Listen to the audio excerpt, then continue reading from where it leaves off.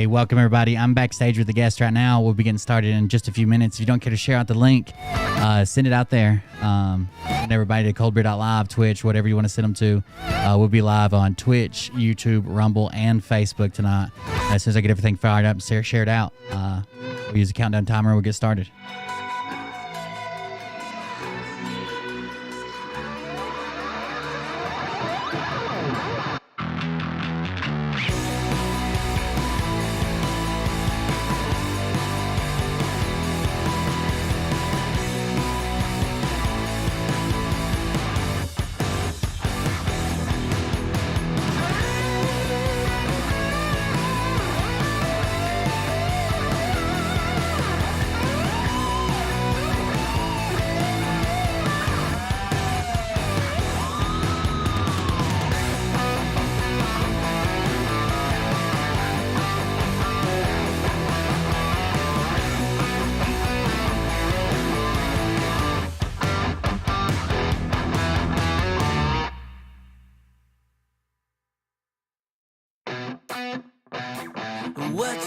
What you think about when you're born into a fire.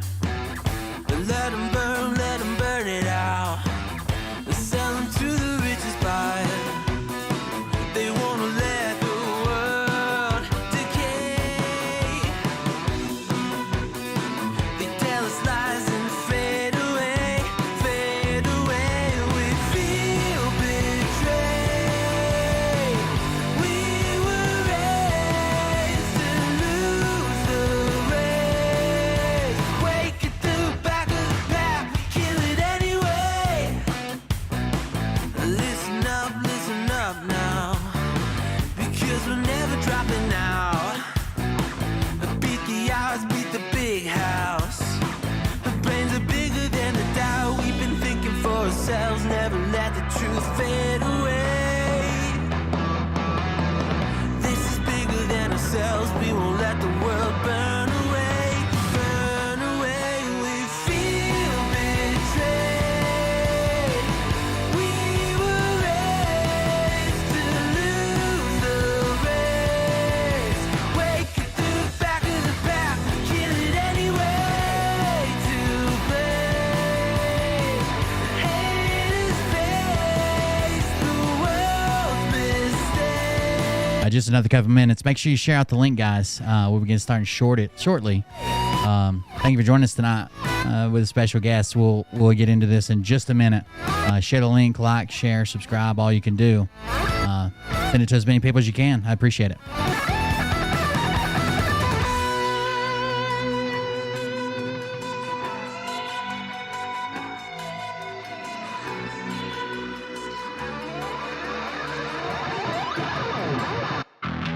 And we feel betrayed. We were raised to lose the race. Wake at the back of the pack, kill it anyway.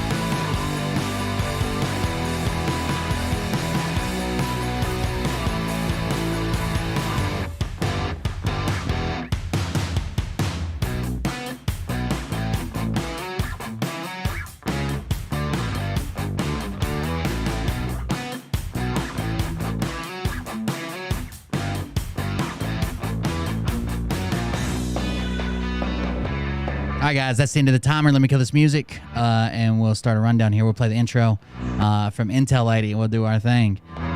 Let me kill this music for you guys.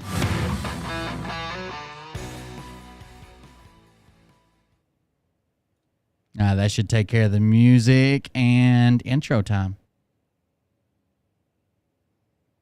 Hey, everybody. It's Kim Cold here. Listen up. You guys are really mad at me because of my last broadcast. I disclosed a God dream where we were all instructed by God to subscribe to Cold Beer Confessional channel on Rumble and BitChute and Twitch and YouTube. Listen, it's not my fault. I have to disclose what I'm told by God. So don't get mad at me. If you want to do something about that, the best thing you can do is go into the comments section on his YouTube channel. Just imagine these guys are you guys going into the Will Bird's comments section and saying things like, your channel is trash, your sunglasses look ridiculous, you're not a real patriot, or, your wife can do better, just anything like that. And for those of you saying that actually that will help his channel because it will bring more engagement and it'll help the algorithms, I've already run this past Uncle Teshy. Uncle Teshy knows about algorithms, okay? There is nothing Nikola Tesla is more expert at than YouTube algorithms. And if he says it won't affect it, then it won't affect it. So I strongly suggest that you guys get into the comments section and call this guy an asshole. That's right, guys. Welcome everybody. I am Will Bird, and this is the Cold Beer Confessional. Thank you all for joining us tonight. We've got a guest on. I'm going to bring him on in just a minute. Before we get started, make sure you like, share, comment, engage with the video. That's what the platforms like to see, is some type of engagement with the video. You can leave a live comment, introduce yourself. If you do here, you can even go and leave a comment after the video's posted. We're live now on Twitch. That's my main platform. We also have Facebook, Rumble, and YouTube going. If you prefer those platforms, just look for Cold Beer Confessional on any of those platforms. Again, thank you all for joining us. I'm going to slide in, change the cameras around, and then we'll talk a little bit about our guest tonight. So on tonight, you know, guys, I've been telling you for a while that QAnon is a cult. They've got their devoted followers, they've got their leaders, they've got all their stuff going on with their cult, and that's what they're doing. These people are to the brink of brainwashed. Even longtime friends or family members trying to pull them out, they can't. It's something wild to see, to witness. People I went to school with have fallen for it. My parents almost fell for it. People in your family falls for it. A lot of you guys I know have joined us from other platforms back when I covered the Frogs or Scott McKay or someone else, and joined us here. That's part of it. And that's the piece I'm trying to tie tonight. But before we get started with that, we're going to talk about some other cults and some people who cover some cults. That's why you have Syran on tonight. So make sure you like, share, subscribe, comment. If you want to support the stream, you can do that at coldbeer.fund, coldbeer.fund. But other than that, guys, we'll bring on, this is an investigative journalist. He's made covering cults pretty entertaining. I watch him all the time on TikTok. But this is Mr. Syran Warner, and I'll grab his camera there and his audio. Hey, what's up? What's up, man? Howdy. How you doing? If you want to, I can't hear anything. Oh shit! I'm an idiot. It shouldn't be playing for you, but it is. There you go. Is that better?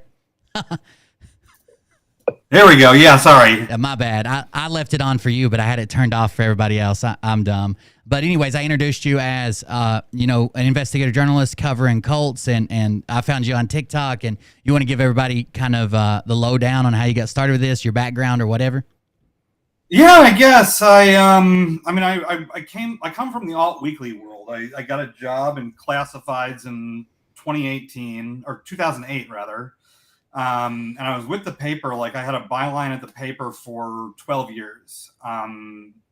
And I mostly covered culture, but in the end, I kind of moved into writing features and crime stories.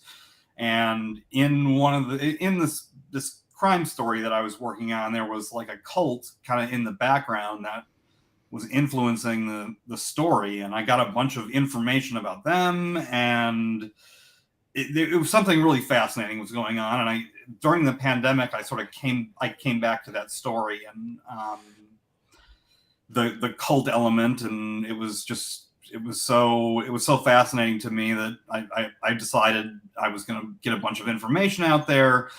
And eventually it was like, I'm just going to keep doing this. Like, I'm just going to keep doing cult stories. They're so interesting. Sure.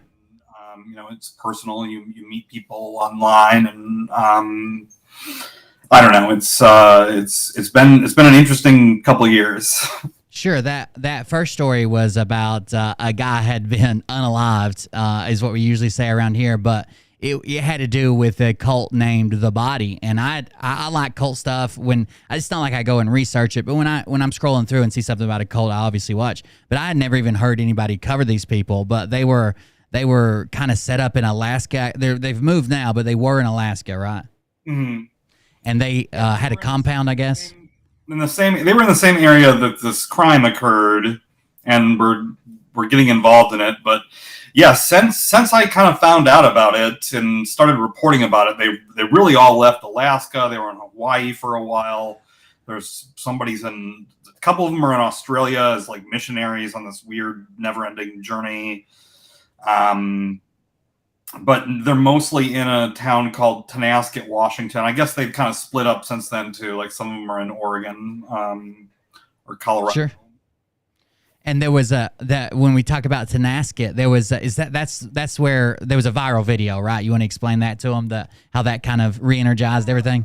I was covering The Body kind of in silence for a long time. I was working on it like as kind of the website is a magazine about cults, and I had just started working on their story again.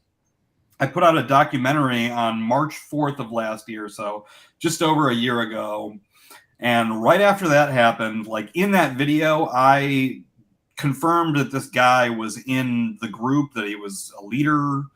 And right after that, there was all this legal action against him, and his wife ended up getting the kids. He ended up running off with one of the kids. He gave the other one away to another family. And there was this arrest that really caught people's eye, and it went viral on my TikTok, and it was in Newsweek. People in Washington were like writing stories about it. And it kind of changed their fortunes. They had to switch things up after that.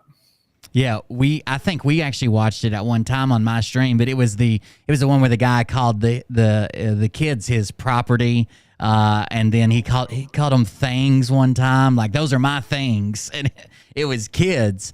So that went viral and kind of re-energized a lot of this. And your TikTok, is that also the same video that the lady records the audio that's totally not coerced, and there's no one like holding a firearm off camera, and she's just like dead eye looking at the camera saying, "I'm giving my kids to the church"? Is that the same woman? That's the woman who got her kids back. Yeah. Right. Man. That's in another. It's tough because I do all this like micro content, so you can't really link these stories sometimes, and sure. But yeah, that was that was unbelievable. That like hostage video came out. The cult released that, thinking that it would make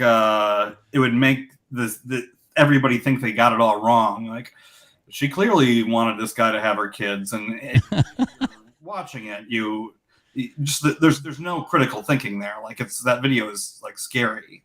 Sure. Yeah. It looks like every hostage video ever. Like a extremist group took hostages, and they're like, "We love it here." And one more thing before we kind of you can talk about whatever you want to, but there was another. So The Body moved in. They were in Alaska, and they bought this area or whatever, and that's when the culture covered. There was an incident that was the. I guess they even have ties to some really weird stuff, like the washing. Wasn't that what they called, like a ceremony they did where it was just a horrible ceremony where I guess you can give the PG version of it, but they were just molesting people, right? Something that I probably shouldn't have said, or use a word, yeah. Sure. I mean, it was a ritual that was very twisted off of this guy's own like sexual deviance. And yeah, the stories about that, and there's stories about that like I haven't even put out yet either, because it was described in detail in court, and there's a recording of like the cult leader like talking about like what happened one night while they were something bad was happening out there, and he was talking about it on tape. I mean, the thing with the body that's so fascinating is that no one would know about these people, but the leader like wanted all of his word. He wanted people to take out their cell phones and press record. Oh no! Like his words, you know, he's the son of God. His words are like so important that like because he's such a narcissist. And that was things would have worked out so much differently if he wouldn't have done that. You know, I mean, like it'd be worse because there would be like, you know, like there'd be no checks whatsoever. I mean, I that now some people have moved on because they don't want to be recognized. They see themselves in my videos or whatever. Absolutely. I was actually reading another article that you linked, and it was talking about some of the recordings and stuff, and it said that you might have wrote the article. Actually, it was from your link tree, so I think you wrote it. It was that conveniently around that cult, that at the same time he just happened to be spending a lot of time with the leader just started spending a lot of time with a married woman. They kind of just dissolved everybody's marriages. Is that right? Like everybody got divorced or something? Yeah. Well, after that's kind of like where the story picked up for me, is where another reporter had almost written a story about it. It's a long story, nothing came out, but I got her interviews, and this was all around a time at the end of 2014, early 2015, where in this very short period of time there were 4 divorces, and there weren't that many people in the cult, right? And it was all these the kids were getting separated. I mean, it was sort of, there was also like a save the children aspect of that, because in court there was this case that was basically this guy saying, my wife's in a cult, she shouldn't have the kids, there's stuff like washing going on. And on the other side, this woman was saying that he was doing bad stuff to the kids, even though there was no like evidence of that. Sure.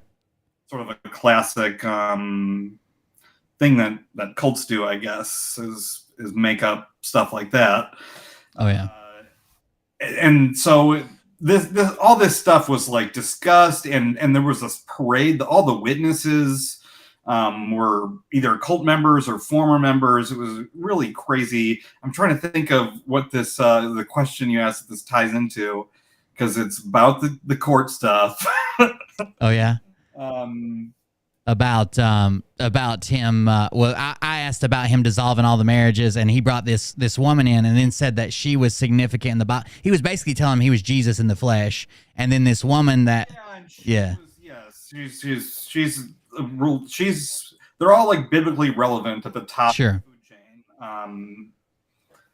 It's and it's hard. There's all these recordings of Mark, and I don't know. There was sure, and that some of those same stuff that I still haven't put out there about that comes from these court records. I don't know. It was all recorded, but almost I don't know. Yeah, it was. It seems like it. You're good. It seems like it was a pretty good case of like hero worship, and then they basically got him into like he was Jesus, and he dissolved everybody's marriages, including like his right hand man, some of his relatives and daughter-in-law and stepdaughter, and there was just a whole lot going on there that he seemed to be like at the very center of. Did I read they're also now in Australia? Did they split or there's some in Australia too? There were some people, like the woman who named me the cult hunter. she's in Australia. She's married to this old man. They're sort of like missionaries, but there is really no point of them being there. I think the reality is that they're liabilities. Sure.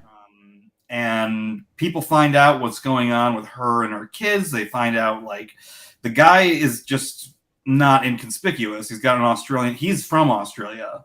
Oh, wow. It's better to kind of have them over there where like they don't make much noise. Sure. Ask too many questions, and they're just like off to spread this weird gospel. Absolutely. And then so like when they were doing these divorces and stuff as well, or at least a couple of cases I read of, it wasn't like both husband and wife and all kids came in. It was like they picked and choose. A lot of times they would pick and choose who they want. Like wife was allowed to come, husband was kicked out, shunned. You couldn't talk to him or about him or any, like they separated them, right? Yeah, it's not that they just had divorces. They picked people. It was like, you're gonna stay, you're in, you're out. Like in every case, there was never like any confusion about, they were just making these choices for them, and it was really messed up because there's all these kids involved. Sure. And none of that was good, and breaking up families and stuff. So the last thing I guess that brings us kind of up to date is you started covering this because a person that you knew that you lived next to at one time ended up getting unalived by someone else, and neither one of those were involved in the cult. It was actually a woman who had information about it that you were speaking to that actually ended up being involved in the cult, correct? Yeah, it was a reporter who had gotten involved. It was very strange. Like, I had known this guy that was unalived. She had a relationship with the guy who unalived him, and we were both in the media, and we were like the only two people who were like covering this story when I started in on it. And I talked to her all the time. She just had information that I was never going to be able to get elsewhere. And I always thought I might be able to interview the man who committed the homicide. Sure. And that she might be the key to it. So I talked to her just all the time, and we sort of had a close relationship. And then I started hearing the cult stuff, and I didn't believe it at first, but eventually the evidence was overwhelming that she was in this really weird cult. Sure. Doing really bad stuff that a reporter should never do on behalf of the cult. Absolutely. Someone in my chat said, was there a pattern with who got to say it? They kind of, who got to stay and who had to go. They kind of picked. So like when the woman with the custody battle got a divorce, she left or was gone, and the husband and kids tried to stay. When it was the one that the leader seemed like he was sleeping with, of course the wife stayed and the husband was shunned. I think his name was like Jared or something. He's the one that we listened to the videos where they're like, Jared's done by the end of the month, like death threats almost. Yeah, no, yeah. It's pretty plain what like was being said there. I can't believe that. Yeah, they didn't. The police had that stuff too and didn't do anything. So that brings us up to basically there's a whole lot more to the body. And if you're interested in that type of stuff, he's the one who covers it. You can find it. My mods are now sharing out his link tree. So he's got his TikTok and YouTube and all that stuff's on there. But that brings us to the body. And now there's a new cult that you seem to be covering. That's the one that I found and showed to my stream. And that's Profunity Yours. Can you tell us about what that's about and what's going on with it? Yeah. I guess like the end of last year, I was out of town working on a documentary project about the body. Sure. Covers some stuff that we've talked about. And I had been on this podcast called Indoctrination, which is, is hosted by a therapist who's been a cult advocate for years. And at the end of the episode, she was like, oh yeah, you have cult stories, like send them to Syran, or send Syran an email. And I ended up getting a bunch of emails, and I was like, I don't have time for any of this stuff because I'm working on this documentary. It's all I'm going to be working on for the next 6 months or whatever. But I did respond to everyone, and I did do Zooms. I guess I did some Zooms and phone calls. And there was this story about Profunity Yours, where the first time I emailed back and was like, oh, we could talk or whatever, they sent me like a ton of like court documents and like a bunch of, there were things in there, like a lot of the research into this thing that normally I wouldn't be able to, would take a while, had Sure. been done, and the connections were put together and stuff. And then I got on the phone with this person in Canada who knew the story, and it was just the wildest thing. Like I was wondering if it was like a prank from one of my friends or something, because it was aliens and it sounded like Heaven's Gate. They were predicting the end of the world. There was a cosmic dog, like the leader's dog was like this alien deity trapped in a dog's body. There's just so many elements that were just insane, and there was like a time clock on it. And this was November of last year. I actually made an Instagram post about it when I first heard about the cults.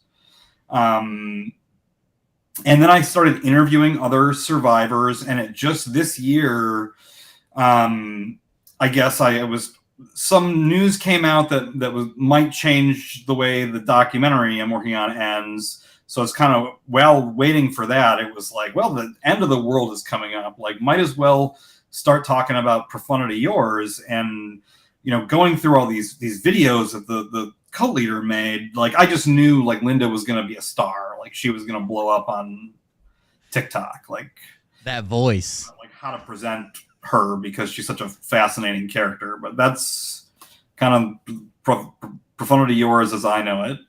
And they've that voice is TikTok magic. You don't expect that voice to come out of that woman. Now, is that her actual voice, or does she claim that? So she claims she's been inhabited by an alien. Is that right, or something? And she's dead, but the alien's living in her body, and that's the alien's voice. Died when the alien walk-in named Christosophia entered her body. And I put I have clips of that story that are so insane, but I know they would get flagged on TikTok because sure. some of the words that she uses. But yeah, that's the story she's telling. She's an alien walk-in, and it's but it's very, I guess, if you think about their theology, she's really just like mixing a ton of religions together and stuff like that. Sure. It's so similar to Heaven's Gate, except I guess, I don't know. I was pretty confident when they predicted the world would end on Tuesday that nothing was going to happen, and that there wouldn't be like stuff going on at the morgue either. Yeah, for sure. I want to ask you, when she says, like, I've seen a couple of videos of her saying like she writes the code and enters the code. What is that like? Is she just saying that's like the code to life, or that's the code to Earth, or that? What is the code? What is she talking about when she talks about it? Sometimes she just says the binary code, which is, kind of redundant. I think it just means like right numbers. Right. She says that's the binary code. There's also planetary codes. There's like a couple different kinds of codes. I've listened to a lot of her videos now, watched a lot of her videos, so I've heard all kinds of code talk. Yeah, she seems wild, and they've all moved into a compound, or some, or all of her followers there, or some of her followers, and she has like, I don't know how many followers she has online. Like, there's this private Facebook group, and she had a ton of followers on YouTube for sure. But on the ranch, there's like, I don't know, 10 people or something like that. Okay. Those are the people that are in the danger zone, I guess. Yeah. Was anybody concerned about like a mass unaliving like Heaven's Gate when she predicted the end of the world? Other than you probably keep a close eye on it, but a lot of people were talking about it. And Linda was talking about it, but I guess like I've been in contact with the survivors. I talk to them pretty often. Sure. And nobody I talked to seemed like all that concerned that Linda would do something like that. And this happens all the time though, where like cult leaders predict doomsday. Sure. It's just, there was that one time with Doe Applewhite where they were, yeah, you know, it was a little bit predicting doomsday, a little bit. I mean, they were telling people that they were going to do what they did. Right. Man, that if I had family members there, man, that would scare me to death. Like they think it's the end of the world, and then knowing about like Heaven's Gate and the way they succeeded in ending at least their personal world, I would be terrified, man. There's still 2 people around that are still Heaven's Gate advocates that like didn't make it to the mass unaliving, and they like handle like mail and stuff. If you send them mail, I watched a documentary on it. There's still 2 people left. Imagine being the 2 people that got left behind. It's crazy. Yeah, there's one guy too. It's really funny. Like, I mean, some of these, this guy Sawyer who was in Heaven's Gate, he was, I mean, the true story is that he was kicked out. He wasn't allowed to join the mass unaliving because they found him touching himself, or you weren't supposed to do that. Like that's against the rules. He won the lottery, didn't he? They shamed him about it, and then he left for a while. But he was totally committed, and he's still. I mean, he's a fascinating guy. Sometimes he jumps on YouTube and like plays a song. Wow. Which I love, and a lot of times he takes them down. But I love because he'll write songs about, you know, the Heaven's Gate theology and stuff. It's cool. That's crazy, dude. They got caught like that. So has Profunity yours? Have they made any type of official statement since all this happened? No. Here's the deal, though. Like when my videos started going out there, and a lot of people, you know, first they got a lot of people the first time I put out a video, and then there was a million some people the next big video that I had about them. They got a lot of attention, and they put out like a video saying, we know people are talking about us, and they blamed these survivors, one of whom I'd never talked to before, but they were saying, they didn't say my name, they said these other people. Right. And Linda said at the end that she was going into 7 days of silence. She was taking a 7-day silence vow on the 21st. Okay. Which was, you know, her spring equinox. It really was the 20th by the views. And it's just, you know, that was like this preemptive measure to, in my opinion, to not have to say anything, and to make sure all the cult members knew she was on this thing, so that she had time to, I gotcha, think of something. Yeah, try to rationalize it and come up with a lie. One of the questions I was just asked in chat, which I was going to ask too, without like putting yourself at danger or none of that, like how covering both of these, have you had people sent after you, or have you had threatening emails or phone calls, or do you have any stories about any of that? Yeah, totally. I mean, there's been a few times, and this has happened with like other cult stories. This happened with this cultish story I worked on last year, where they sent like 200 people at my Instagram. Most of the time, it's like somebody sets up a fake account and they stalk me on social media, or they create fake accounts and comment on things as if they are not cult members or whatever. Like nothing that's like all that creepy. Sure. It has like it. Sometimes that stuff though is creepy. Like there was an Instagram account that was designed to look like a friend of mine, and that was creepy. Oh, I'm sure.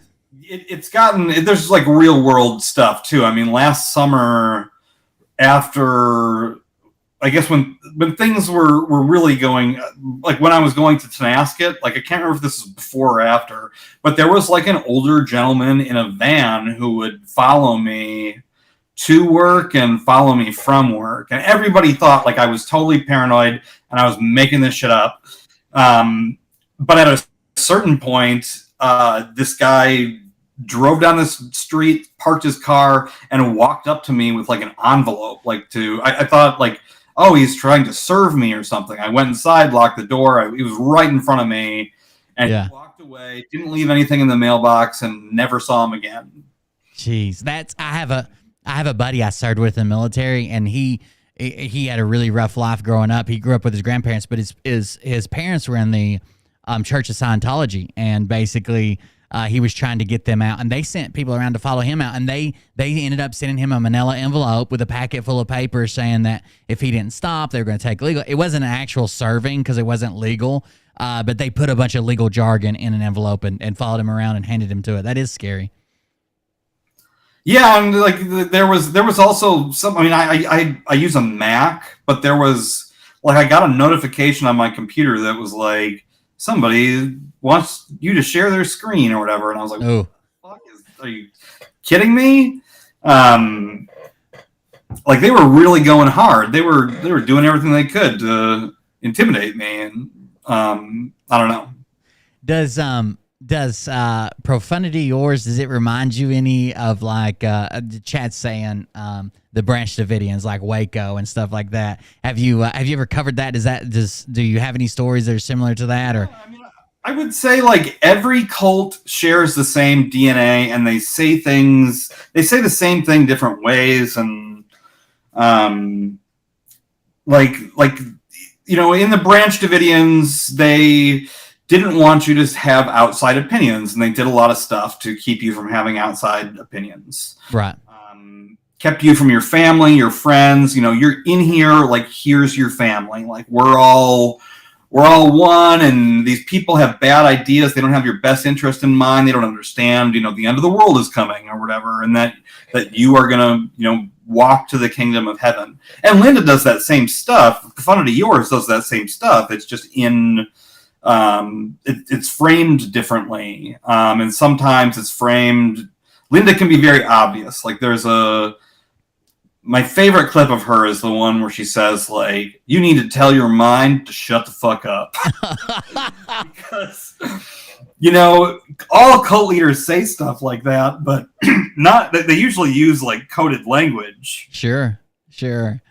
What was that? Wasn't there one video where she's like, I can go invisible, watch, and then she, like, nothing happens or something? I mean, you can't imagine how hard I laughed the first time I saw that. I mean, the whole thing, it lasts like 2 minutes, I think, in the actual video of her claiming that she could go invisible as she was invisible. Sure. So I guess, do you talk to a lot of, I know you talk to survivors, and I would kind of like to hear what their kind of take is. Are they trying to, they know how evil it is, trying to get people out, but do you also talk to any family members, like, you know, my mom's in, or my uncle, or my cousin, and do they seem concerned? That was, I mean, the first person I heard the story from was a family member of one of the people who was living at the ranch. Their family member was in it, and bad stuff was happening. Like, money was disappearing, and I guess, like, I can't get too far into it, but sure, that was a serious concern when I heard that, and yeah, it was a somebody with a parent on the ranch. Sure. I'm sure a lot of I'm sure you hear there's probably individual stories, but there's a lot of sentiment echoed, like, I just want, you know, they should get out, or I just want my family out, or they got in too deep, or they, do you feel like it targets a certain group of people, or do you feel like anybody could fall prey to it? No, it depends, because Linda's really targeting a specific kind of person who already has some knowledge of these new age concepts of light and crystals and whatever. Like, if you watched one of these videos and you didn't have any of that context, like, you didn't know what the hell she was talking about. It would, I mean, part of the appeal, though, is that you don't know what she's talking about. Like, it's confusing, and it's designed to make people think, like, oh, if I listen harder, I'll get deeper into it or whatever. But she certainly seems to have a type as far as the people who are really giving her everything. And right. Like recent divorcees, widows, widowers, it's mostly women. There are a couple guys, and there used to be more. But she seems to have like, oh, you fell into some money. You have like a Right. like that's who she targets. So I guess one question that definitely needs to be answered with Linda is, did she ever get used to driving a human car, or is she still fully trained on intergalactic vehicles? She got used to driving a human car. There's the one of the videos of her that I was just watching earlier today. She is driving the entire like 2-hour video or whatever. Oh, okay. So she had that down. Like if she was able to, she can talk and drive. Yeah. Okay. And then another story I want you to tell the chat before we move on to like how this ties in and why I'm covering it is, there was a certain time, if you can talk about this carefully, there's a certain time where you felt like you had a lot of evidence on your computer and no one was paying attention. So you decided that there was more than one way to get people to look at your hard drive, and you did what? Yeah, I did something insane.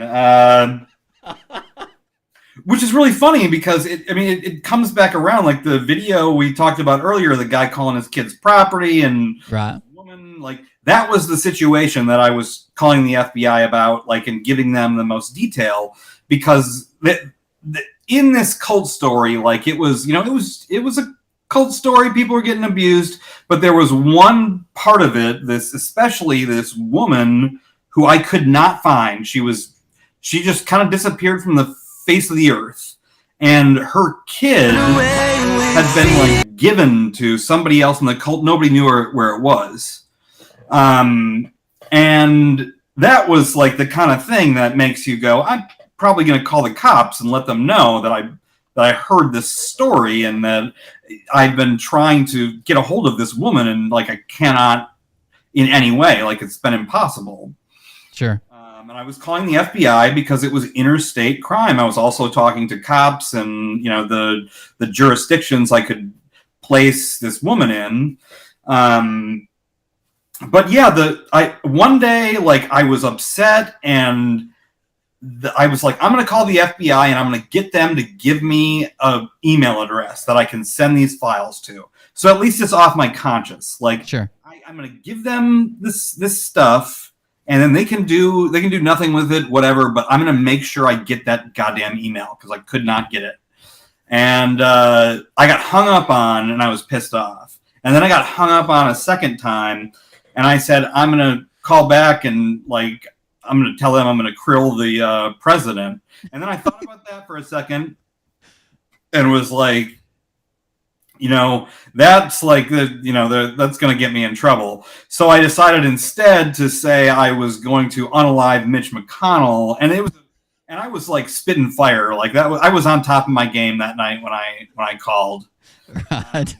I made some threats about this senator.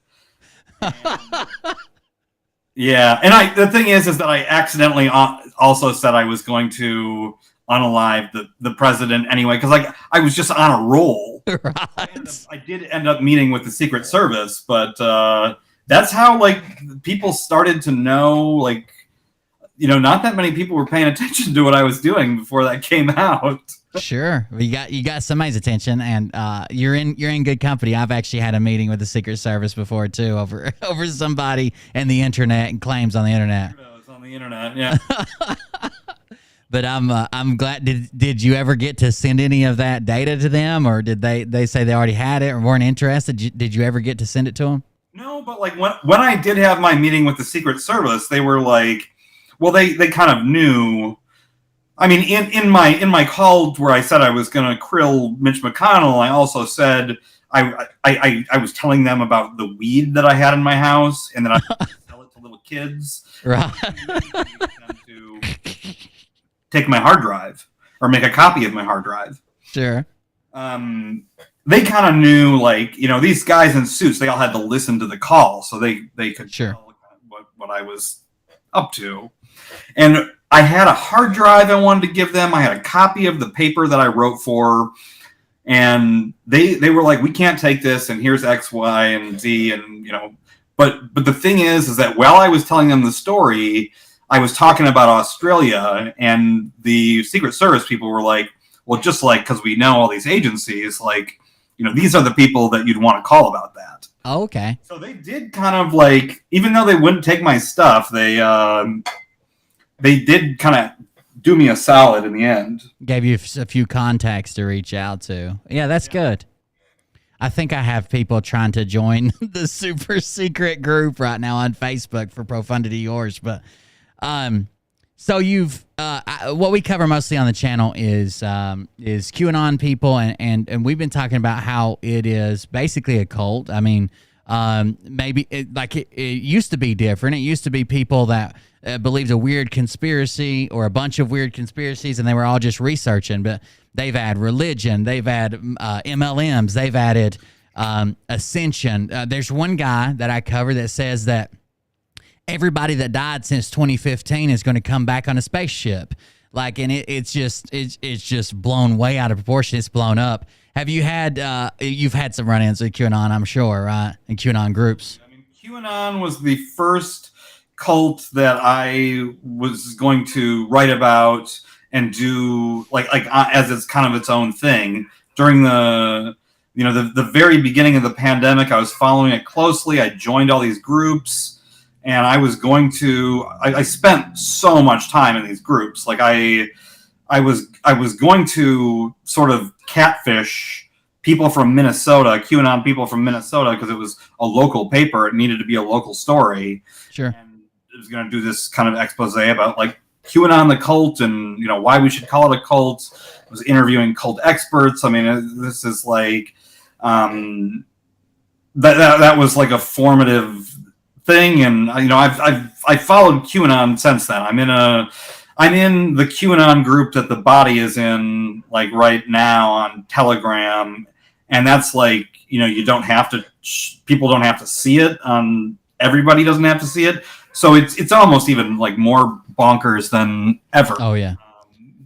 Telegram's a wild place to begin with, dude. We moved our group to Telegram because that's where the crazy people we were covering were, and we thought it'd be, you know, easier to do this or that from Discord. And now I'm trying to go back. There's just way too much crazy stuff on Telegram, and I'm afraid I'm going to lead people to that by having them, you know, they made an account for me to follow me and to talk to me, and I don't even want them over there now. It is the Wild West for some of these groups. They're crazy. Yeah, I mean, it used to just be like the place where you'd get like your illicit substance from some dude from who lived in town and give you like. Now it's just like conspiracy crazy. I mean, and it's international too. So there's just like, I mean, there's Telegram is like every time I go on Telegram, it gives me the creeps. I guess like it is that I do see all this like culty weird stuff. Sure. But yeah, it's interesting. It's nobody should. You don't need to be on Telegram, everybody. Sure. So obviously you would agree that QAnon is a cult, or it's a lot of aspects. I'm sure there's people that are not like drawn into a cult that just believe in it, but a lot of aspects. A lot of people are falling for that. Man, it's we've even got. I talked to you about Negative 48, and you said you had heard something about it, but like he moves a harem of women down to Dallas and waits down there on JFK Jr. Has it affected anybody that you knew personally? Has it you know, you got friends or family or anybody that you actually know that?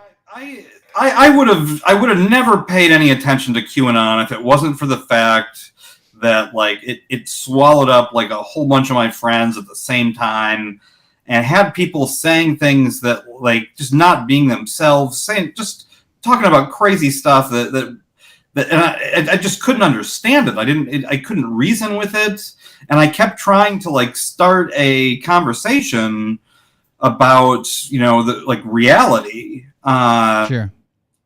And it wasn't until like doing some research on it that I understood it, and then I was in so deep that it was like, this is my next article, I guess. Yeah, we actually spoke about one of the big things was all the missing kids, right? That's a driving factor that you tried to address, right? All the missing kids. Well, that was the first thing that I guess I saw some other stuff, didn't pay attention to it because I was just kind of scrolling on the internet. But it was the Save the Children stuff, and specifically there was a meme that said something about how 4 million kids were going missing every year.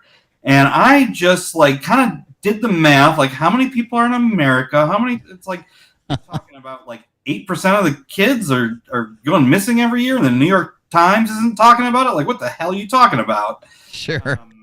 And I sort of did some research into that and was like, here's what like actually happens in reality. And obviously that was like a bad move. It didn't go over very well at all. But yeah, that was kind of it has to do with my introduction to it too, I guess. It's kind of hard to have a conversation with these people. Like when you say, at least I've found, when you say reality and they say reality, but you're not, you think you're on the same footing. Like, up is up, left is right, left is left, right is right. But they've got a completely different, an alternate reality that they're like. When you say no, let's talk about what we can actually prove in reality. They think something else completely entirely is going on, and it's proven and for sure thing, don't they? Yeah, I mean, I think people, like, with the internet, we were always sort of headed towards a world where, like, there would be an alternative version of facts to a lot of different things. Sure. But it was really kind of an underground thing, and people watching YouTube videos about the moon landing or whatever. But the pandemic, like, you had QAnon just started at the right time, gained a little traction, and then the pandemic had everyone searching for answers and wanting answers, alternatives to the answers that people were saying, and it was just like, QAnon just exploded, obviously. Oh yeah. Have you ever seen the Fall of the Cabal? Just one more thing though, like Profundity Yours also is QAnon adjacent, and they would never be where they are right now without the pandemic. Sure, we're finding a lot of those. Like, I didn't know until I talked to you that it was that those groups were involved in QAnon, or maybe even like got started from QAnon. Like you said, the body's involved in that group that you're talking about, and then Profundity Yours. It was almost like a lot of those people started with Q, and then they went to the Profundity stuff. Correct? Yeah, I mean, it's just they all started on the internet, and they all believed kind of the same stuff, or QAnon kind of fit the beliefs that they were already kind of sharing, I guess. Like, it was just it worked out for that both, the body and Profundity Yours, the two cults that I've like dug into the furthest, were also like QAnon folks. I would say a lot of recent ones. Like, I look at it from the QAnon side, and then it kind of morphed into a cult. But I'm sure there's other people that are just finding this group of people that seem like a cult, and then they're saying, oh, well, they all got their start on a QAnon group over here on Telegram or something, or they started sharing this stuff on this rhetoric on Facebook or whatever. QAnon is fascinating because it wasn't started to be a cult, like, right. I guess we kind of know where it came from, but there's, people sort of pick up the football where you have people that are, sort of seen as like gods. They have like insider information, like they know they've got like the secret blah, blah, blah. You can only get this information from them. Even though it's not centralized, but you throw the internet into the cult equation, and like, this is what you get. Like, it's something that it sort of jumps this reality where every cult needs the charismatic leader. It's like, well, you can kind of have an alternative online, but I would say QAnon in every other sense of the term, like, you can see how it's a very traditional cult, the same way NXIVM is a cult, and the People's Temple was a cult. Sure, I hate to call it just a conspiracy theory, because it's not one. It's a group of conspiracy theories, and most people believe all of them, if not most of them, and they kind of build upon each other. So this conspiracy theory is true, so that means when I tell you this next one that involves it, it's true as well. But yeah, like you said, you take the football so far, somebody picks it up and runs with it, huh? Yeah, and some of the people who pick up the football like don't actually believe this stuff. Like you have people who they're just like excited that people believe this stuff and they support it, or they send, you know, the, what do you call it when you like send people a message, like you say where we go all, or whatever. Yeah, like, where we go one, we go all. Yeah, like there's little things that people will support because they kind of want to like throw fuel on the fire. And they're sort of like leaders in it in a way. Yeah. They don't actually. It's a very strange dynamic. I mean, QAnon is, people will be writing books about QAnon 100 years from now. And I guess where it's on the internet, it's almost like a trolling thing too. Like sometimes I do that. Like it's probably not good for the movement or good for getting people out, but sometimes I'll hop in and say, and you know that so and so did this, just to get them all pumped up to see how they react. But it's almost like it started like that over on 4chan. It was a shit post, right? It was those posts, that Q level patriot, the very first post, there was probably one of those every day for like a whole year before, but just one of them happened to take off and pick up all that traction. It started like that and it continues like that. People just. Yeah, I mean, I definitely entertained myself by creating my like QAnon Facebook identity. And said, I mean, I would just say like wild stuff, and people would be like, "Hell yeah!" I like this guy. I could understand that. They're just. Okay, so at the time there was this meme going around about how Michelle Obama was a man, and it was something that was like, it was a crass joke that like turned into a conspiracy theory. Sure. And I wrote this post about like how it was definitely true, and like my local newspaper was silencing me, and like they knew the truth, and all these people liked it, and it was like the funniest thing I ever. Yeah, I mean that was like, it was entertaining for a while. Like the 4chan stuff is a little too dark for me. Like I can't spend much time in there. Like when it was still on Facebook. And there was at least like, I'm not going to see somebody get decapitated or something. Sure. QAnon content. I would interact with it more, and yeah, I don't know. Yeah, 4chan 8 Coon or whatever it's called now. There's some pretty weird places to go if you don't know. Even if you do know what you're looking for, you'll still stumble upon some pretty dark stuff. It's crazy over there. People are just. Yeah, I don't know. Like for a little bit, like the body was on 4chan, and I like looked at like what was going on there, because you know there's talking about like washing and stuff, and it was I couldn't even. Ooh. I think the post got deleted because they became so toxic, and I don't even know if another thread started or whatever. But I probably spent, I don't know, 20 minutes on 4chan or 8kun, mostly 4chan. Sure. And even that was like, that was too much. Like, you said something when we were talking the other day, and I've thought about it a lot, but I've never really mentioned it on my show. So you did a video today, and it was about AI. How do you foresee the future of cults and QAnon and those with the birth of AI coming out? You said, you know, they could have the evidence they claim that you can't have, you know? Yeah, I mean, I feel like I talked to you about this a little bit before, like, sure. You know, and this goes back to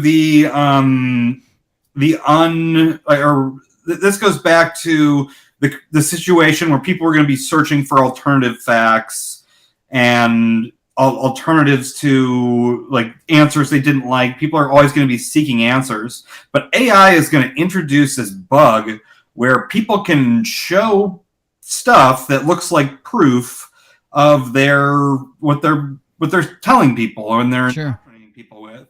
So we are headed, humanity is about to hit the biggest technological advancement in maybe ever with AI. It's going to change our lives completely. Advanced AI is absolutely going to change everything, and it's going to change cults. And I guarantee people are going to use it for terrible uses. There's going to be amazing applications too. I mean, it makes my life so much easier using these advanced AI models. But yeah, it's going to make QAnon people. I mean, I guess like so many people believe it already, but there's going to be like the disbelief is just going to kind of evaporate, I think, in some people. And sure. I mean, but it's going to fuck with all our heads. Like whether you're in QAnon or not, like the next 10 years are going to be really weird. Oh yeah, it's going to affect everybody. We'll never go back. Right. It's just something like once you open that can, it's there, or Pandora's box or whatever. I've spent a lot of my time researching, like people will say this exists or that exists or this video exists or this evidence exists and disproving it. But now when we're talking about AI and deep fakes and all this stuff that's going on, they're going to have so like I've spent a lot of time, Fragile Drip is the video that supposedly Uma Abedin and Hillary Clinton deface a child and drink her blood. And it's based, I had another YouTuber, a friend of mine, who made a video really, really good. He found what they supposedly were the clips and found out where they came from and put it all in context, blah, blah, blah. But they're going to be able to make a video like that. They're going to be able to make a video with Uma Abedin and Hillary Clinton looking like they're taking the face off a child and drinking blood and celebrating. And that's going to be a devastating blow for anybody who's trying to disprove it or get a family member out. It's going to be really difficult to prove like what is and is like the media is going to have a hell of a time figuring out what is real and what is not. Especially we're all connected to the internet and connected to these sources where we upload videos all the time. I mean, I don't know. There's already people who make kind of like a troll out of fooling the media. I don't know if you've seen the guys who there's some of them are on TikTok, but they'll like get fake interviews they'll set up a fake interview with somebody and pretend like they're the media, and they'll set up fake. Imagine when they have like seamless deep fakes now. Some of them are kind of glitchy and messed up. Imagine when they have seamless access to that and voice changers. And like if I could have made like an AI Mitch McConnell or something, and he was like bound and gagged and sitting in and then I sent that to the FBI. Oh yeah, it could have been a different situation. They'd have got there a lot quicker. Yeah, it's going to be really difficult. And for long, I mean, I don't know what's going to happen. Good things are going to happen too. I don't want to sound like it's just going to be like a terrible, sure. Like the AI, advanced AI, we're going to have to figure out some kind of way to regulate it. I mean, I've only been using this stuff now for about 2 weeks. But it's more advanced than you've heard even. Like it sure. It can think. Like it can the AI, like the advanced AI model that I've been using it thinks. Like it used to be like I've used AI for transcriptions for the last couple of years, but this is totally different. Like it used to be when I said cult, the prompt would think I was saying colt like a horse, right? And it would make all kinds of dumb mistakes, but not know where sentences ended. Like this technology, like is so advanced that it doesn't get anything wrong unless they're speaking like an alien language. That's how my video ended today. Was I showed that the transcription software that I was using, the AI, when this woman was making these weird sounds, the AI understood like speaking alien language is what it put. Sure. And that's insane because I didn't feed it any data. It was just sound. It's going off a sound file. Sure. That's crazy.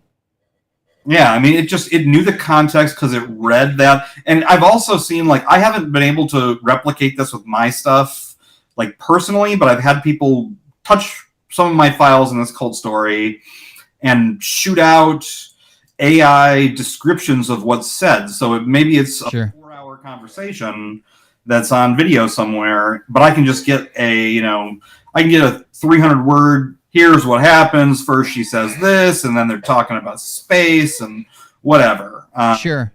I'm excited about that. I have you do too, but I also have a lot of videos I need to watch and catch up on and people I need to cover. I'm excited to put a bunch of stuff in there and say, hey, I'm specifically looking for these key terms if they come up, or this type of, not even a key term, you could do that now, but this type of idea. If they're expressing the idea, let's say like, he's watch this video, and I want the segment where he's trying to sell people on his multi-level marketing or his business venture, and it can pull out those and condense that for me.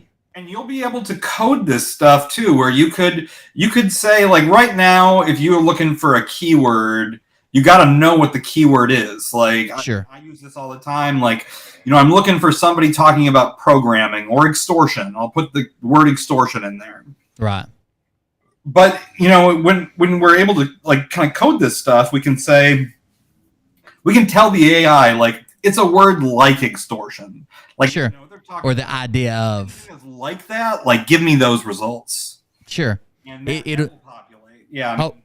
For as far as like gathering information, like using this as like an encyclopedia, I mean, I am able to. I'm so much more efficient. I can go through so much more like data. Sure. Because of this, it started with a program called Descript, which is sort of the same AI that you see on the auto YouTube or auto TikTok or whatever, that it spits out like a sort of accurate version of text. But sure. Yeah, the latest stuff it's just gonna get crazier and crazier. And yeah, if it can do like an idea of, so like, let's say you put in like the word we haven't been using all night, which is murder, and then people are trying to avoid that word by saying, like we do, like unalived or he disappeared. If it can convey that idea and still pull out those, that would be awesome, because a lot of people try to sidestep certain words, or you put in a specific word if they never use the word extortion, but they basically lay out a plan for extortion. That would be wild if he could do. I'm sure it's getting there whenever it gets there, if he can do it.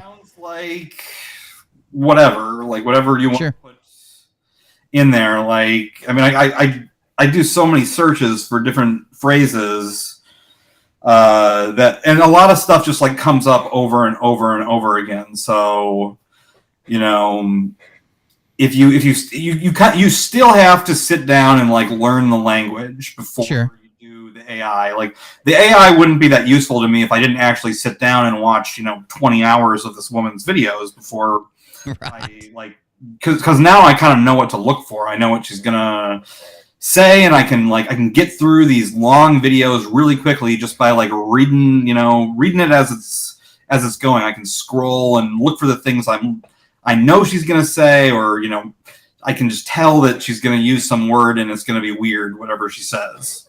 Sure. Since you said sit down and watch 20 hours, does it ever, I know it does me, does it ever hit you and you're like, man, what am I doing? I'm becoming an expert on these crazy people. Like, I watch more of their content than their followers do. Like, you're just sitting down and watching all this stuff and absorbing all this stuff. It's wild. I mean, I used to be worried that like one of these people was going to like get in my head or something. Yeah. But it's just like, this is the kind of stuff that I do. Like, it's like, as a reporter, I always took things like further than I needed to. I would. There's a lot of stuff that just like super time consuming that I was like totally cool with going down the rabbit hole because it was just more interesting to me, and I wanted to know more. And the first time I watched one of Linda's videos, I was like, "There's no fucking way I'm making it through like much of this. Like, it's right. My brain hurts." But you start to like I'm so fascinated with this person. Like, she is really fascinating, and she's a more sympathetic character than most cult leaders. Sure. The more you kind of know about like her backstory and everything, that like, yeah, I mean, you kind of have to like sit through some of this stuff to like actually know what it is. Like, I feel like with QAnon too, I feel like I've seen some weird stuff on QAnon. I've also seen like all these people in groups be like, "Hey, roll call, I'm from blah blah blah," and they all like talk about where they're from, and for a little bit they're not talking about like the insane bullshit that they always talk about. And these are people. These are like, they have like histories, and they're not like, it's not always like hate and fear and everything. Sure. Sometimes you forget that. but you have to sit through. You do have to sit through like a lot of stuff to get there. There is not really like an easy access point to understanding these groups that are every cult is complicated because the leader is just like obsessing about this stuff all the time. And they're always evolving. I don't know. Absolutely. Yeah, it's easy to forget that they're real people sometimes. I get so aggravated with them just like refusing to listen to reasons. It's easy to forget that. Have you first of all, somebody asked about this in chat, so I'm going to mention it, but I've had to cover because QAnon claims to be anti-satanic. There's all this Satanism running around and devil worship. I've had to cover a lot of satanic stuff, and almost all of it is basically a troll. Like if you're allowing this group, then you got to allow this group if we're basing it on religion. If you make a law to project, religious ceremonies, then we're going to make this our religious ceremony. It's like trolling, right? But have you ever run into any satanic cults, like legit satanic cults? Here's the reality that and this gets on my nerves. Like Netflix perpetuated this with this Sons of Sam's documentary they put out last year.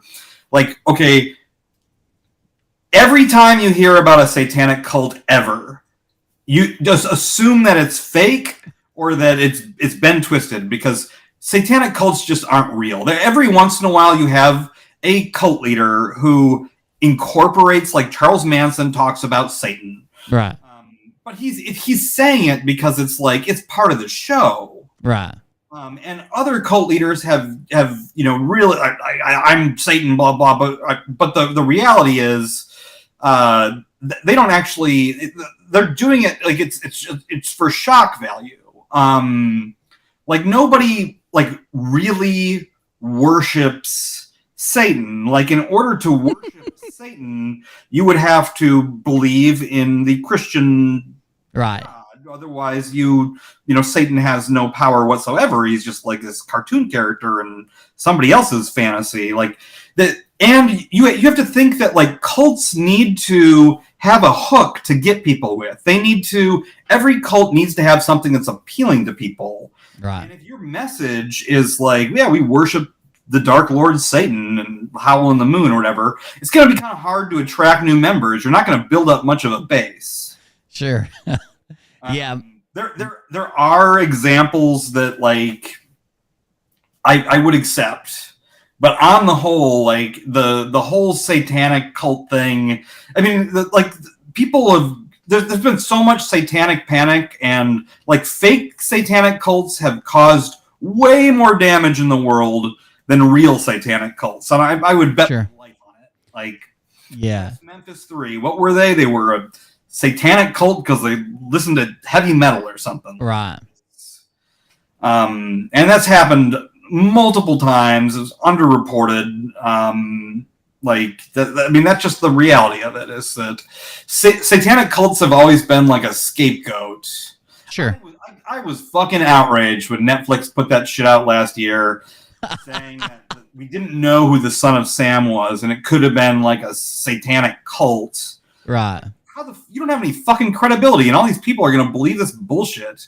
Like, why would you produce that? I don't know. That's just one of those things that like sticks in my craw, I guess. The most recent one I had to cover, and the reason like most of mine are trolls, was like it was basically like this. The school system had allowed this, Christian, because everybody's kosher with that, had allowed a Christian group to come in and do an after-school service where they were not only providing tutoring and blah, blah, blah, but they were teaching, religion. They were teaching theology, right? So the devil worshippers, the Satanists. Church of Satan? Because they're cool. Yeah, they came in and said, we're starting our own. We don't teach theology. We only do. The Church of Satan is very cool, and it is not a cult. So, and it was a complete troll. You get confused sometimes. People call them a cult, but yeah, if you look at the shit that they typically organize around, like they're cool cats. Yeah, they actually were. What they were proving is that, hey, religious freedom applies to all religions. If you're going to let them start one, then you have to let us start one. And we're not going to teach theology. They hired better. They hired better tutors. They had better after school program. And like, of course, they wanted to say, oh no, you can't bring those in here because of that. And then they can just point to the guy beside them and say, hey, you let these people in just because they say they're Christians, and they're actually teaching theology, which shouldn't be allowed in school of any denomination or whatever. But yeah, there's a lot of trolling going on from some of them, and most of them are made up. Political troll more than it is like. Yeah. I mean, these people in the Satanic Church don't actually. There's nothing about like worshiping Satan unless there's like a photo op or something. Sure. Yeah.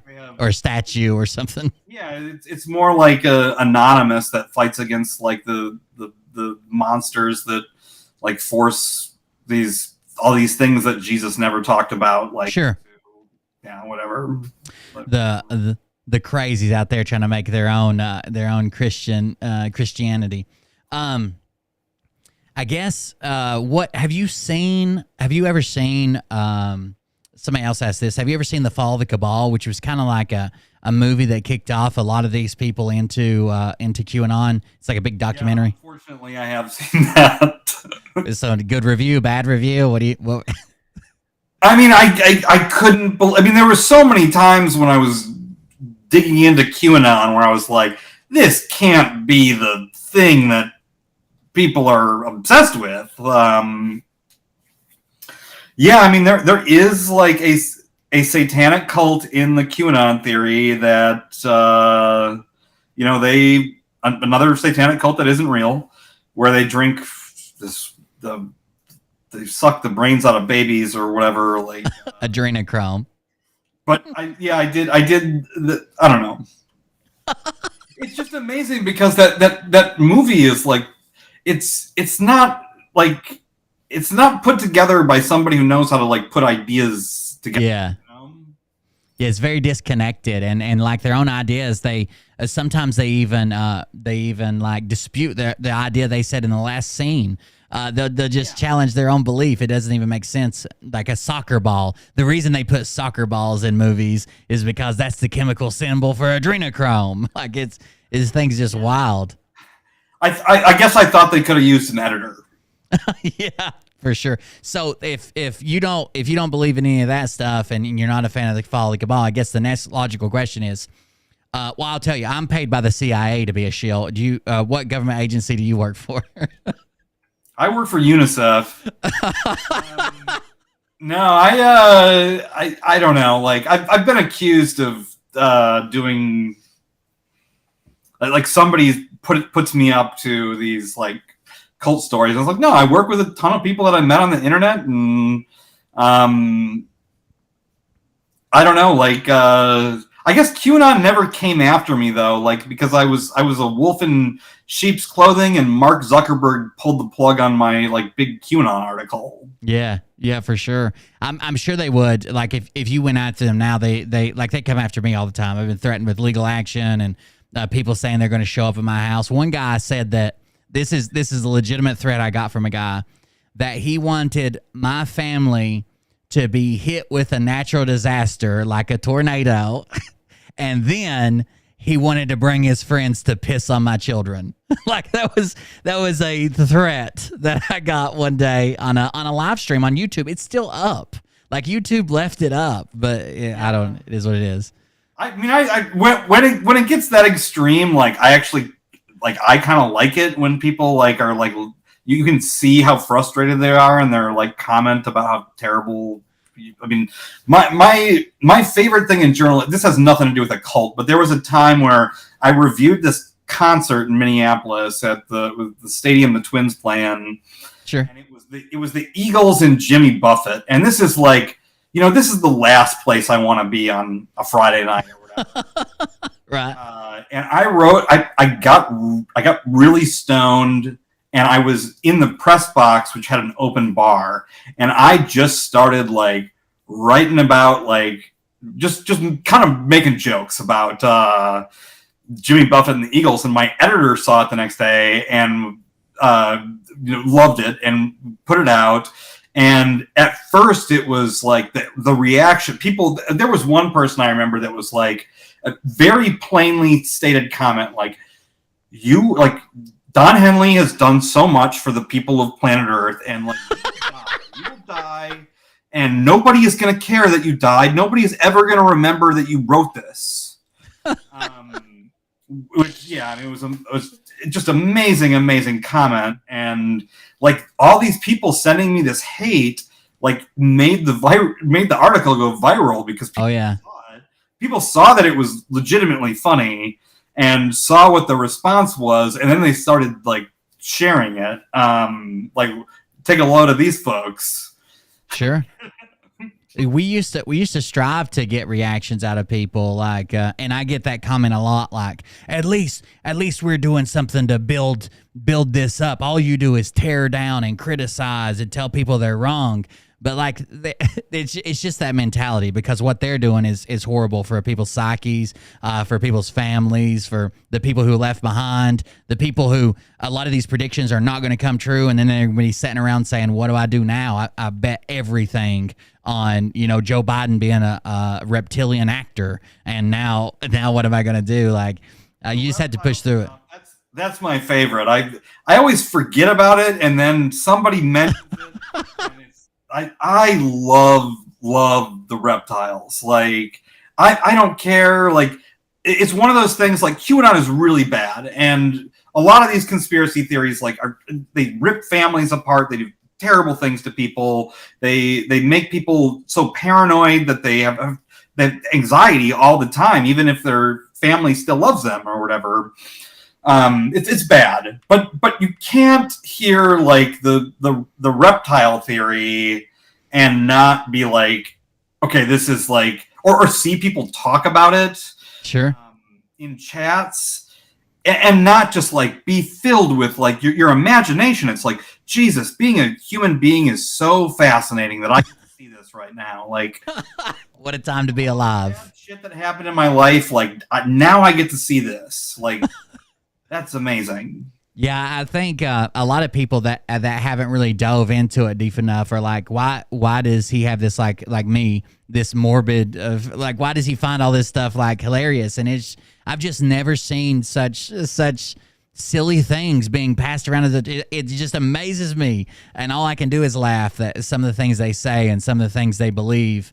And it's not even like they have to think about it. They've memorized these lines and they just throw them out instantly, like, oh, of course not. He's played by an actor because he was already killed at Gitmo, and there was a time that Jim Carrey was playing him or something. Like, what?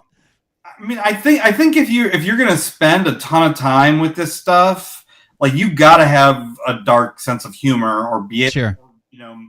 There's only so many ways you can spend this amount of time with this stuff and not just feel like crap all the time, because it's so, it gets so bleak. But I mean, I find stuff all the time in the stories that I work on, like, hilarious. And I mean, there's stuff about QAnon that is like, just, I mean, the JFK Jr. thing where they were gonna, I mean, you're seeing it on the news, like, oh, these people are awaiting this thing. It's like, I wonder what the fuck is going to happen. Like, obviously, this dead guy isn't going to show up with totally different beliefs than he ever had, and be your, like, new savior. Like, that's not going to happen. Like, I'm kind of excited to see you, like, hanging out with your little sign or whatever, and just be the confusion is funny. I mean, there's so many elements to this stuff that, like, they are funny. The reptiles are fucking funny. Right. that's hilarious. What do you think about gigantic baby farms underground, or the fact that there's high-speed rail underneath the earth, and if you're in the if you have enough money or in the right political persuasion, you can travel from the United States to Japan in about 3 minutes? Some of this stuff would be so cool if it was real. Oh yeah. Everybody'd go vacation around the world in a high-speed rail or submarines. They think all water's connected on Earth through tunnels. You can take a submarine from Lake Havasu to across the ocean, and never pop up, end up in the Vatican. Yeah, I mean, when I got the tip that these arrests had been made in Washington last year about this cult. Like, it was a huge moment. And it was amazing because it was like all this stuff I built, like I was the only person to call. Sure. Like nobody else was talking about this stuff. So they, I was like, all this time I thought I was like screaming into the void. Nothing was happening. And finally, like something good happened. And I'm hearing this story that's just like warming the cockles of my heart. These like kids finally get back with their mother or whatever. Sure. And while I'm having this conversation with this woman who really played a crucial role in like being a witness, she was telling me like, yeah, this happens all the time with those tunnels under the ground, all the tunnels that connect everything where the kids are. Right. And I was like, oh no, like I wasn't gonna say like, well, that's not actually true. There are tunnels under the ground. I don't know. It's hard to navigate. If there were like high-speed rail underground, like absolutely. Yes. And I was in on the secret, and like I didn't have to like everybody that was on the train thought just like me. Like that'd be great. Yeah, it was it would be awesome. And it's hard to navigate that, like you just said. Sometimes I'll have people come forward and they'll say, hey, I really want to tell you some insider knowledge I got from getting close to like this guy.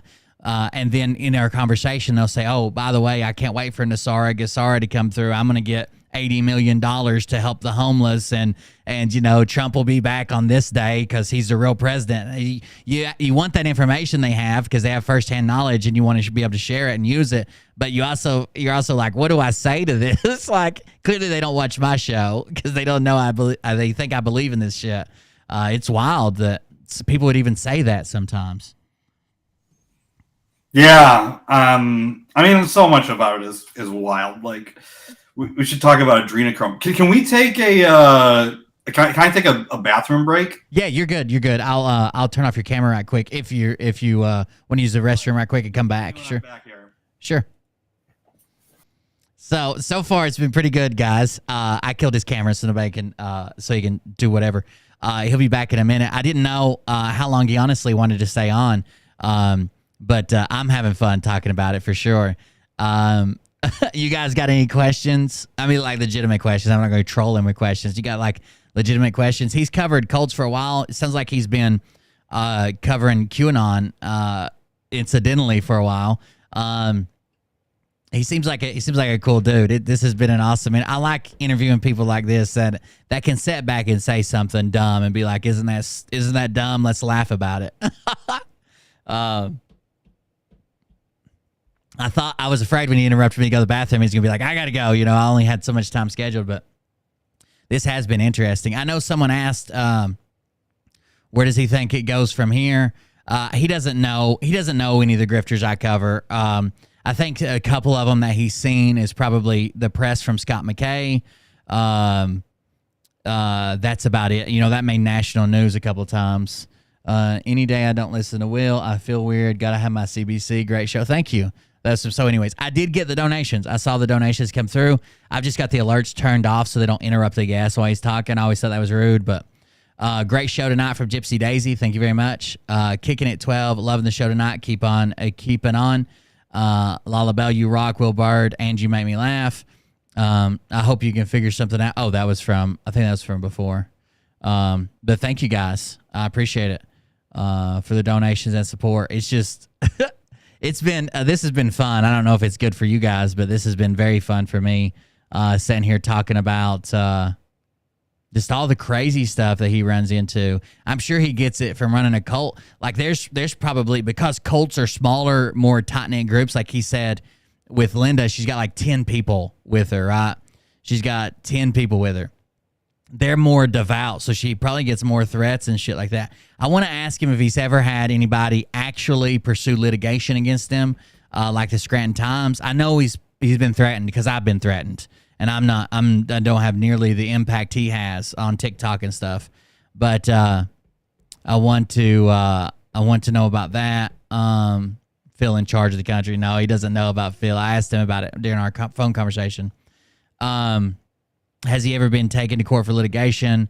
What does he think the future holds? Which I think he's going to say he thinks it'll get worse as far as conspiracies and and people believing and peddling and making up evidence. They could make up their own evidence, right? Almost instantly. You will have a frazzle drip video because of the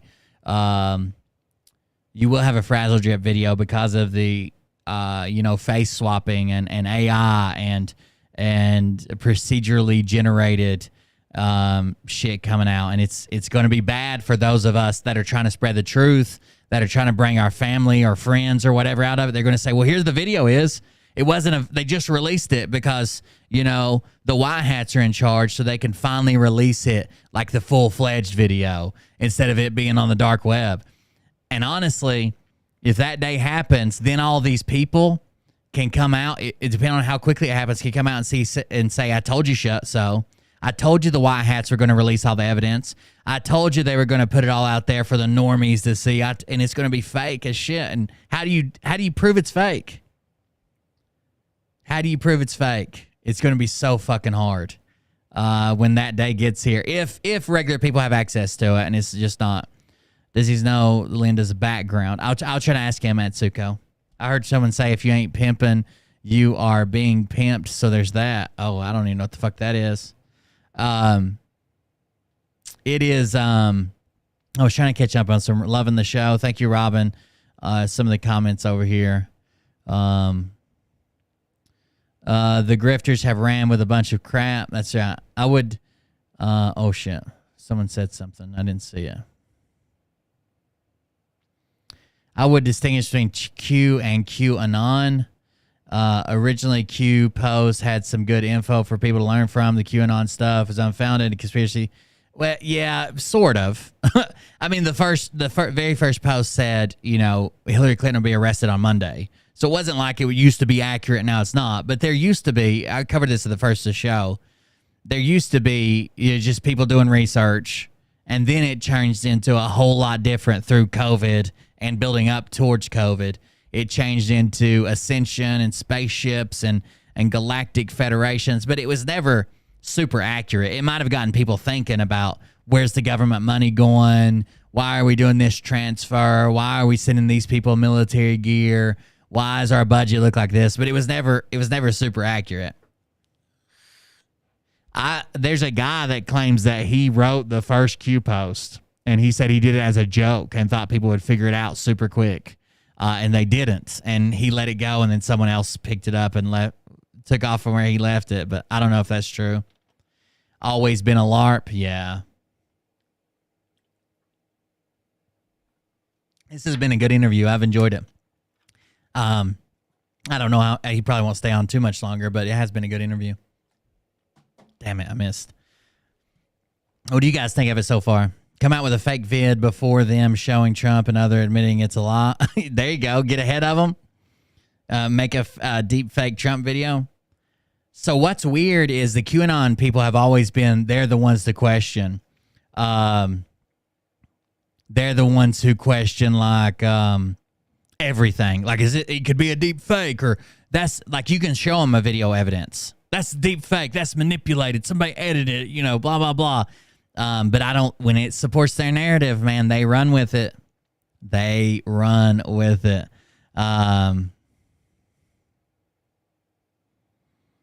No, it's not. It's not worth. Are you kidding me? There's no way it's worth all the hassle it's caused. No fucking way. It's piggybacked into all this shit, and now allegedly the guy's still posting, but it made the breeding ground for all these grifters.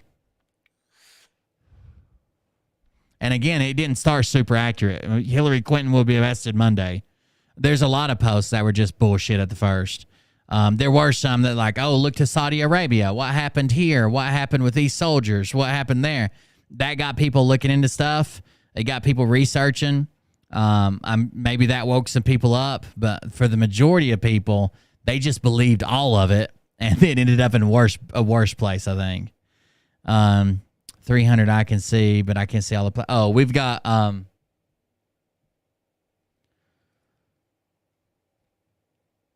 about I guess probably about 350 or something right now. I honestly think that the guy who made the first Q post, again, if you were on 4chan at the time, there were probably 10 of these posts a week. I said one a day. There were probably 2 a day average. At least 1 a day minimum of someone saying, I'm a government insider. I'm an FBI insider. I work for the NSA and I want to blah, blah, blah. I don't know what made this one take off so much. And at first, the first people to promote it were like bullshit. Yeah, this will never happen. Blah, blah, blah.